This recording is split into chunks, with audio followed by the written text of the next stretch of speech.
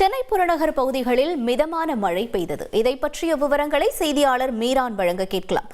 வணக்கம் மீரான், தற்பொழுது புறநகர் பகுதியில் இருக்கக்கூடிய மழை நிலவரம் என்ன? வணக்கம். சென்னை புறநகர் பகுதியை பொறுத்தவரைக்கும் கடந்த சில நாட்களில் கடுமையான கோடை வெப்பத்தின் காரணமாக பொதுமக்கள் கடுமையாக அவதிப்பட்டு வந்தார்கள். இந்த நிலையில் இன்று காலை முதலே சென்னை புறநகர் பகுதி முழுவதுமாக வானம் மேகமூட்டத்துடன் காணப்பட்டது.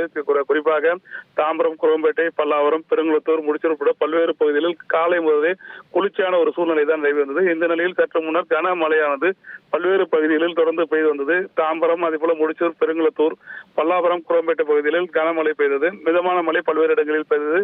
இதன் காரணமாக குளிர்ச்சியான ஒரு சூழல் ஏற்பட்டு பொதுமக்கள் மகிழ்ச்சி அடைந்தார்கள். காலையில் அலுவலக நேரத்தில் மழை பெய்ததன் காரணமாக ஜிஎஸ்டி சாலையில் ஒரு போக்குவரத்து நெரிசலானது தற்போது ஏற்பட்டிருக்கிறது.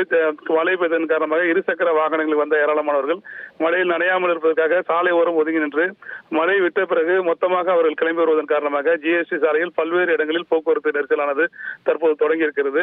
குளிர்ச்சியான சூழலில் தற்போது பொதுமக்கள் பயணம் செய்யும் காரணம் தான் நம்மால் இங்கு பார்க்கப்படுகிறது. விவரங்களுக்கு நன்றி மீரான்.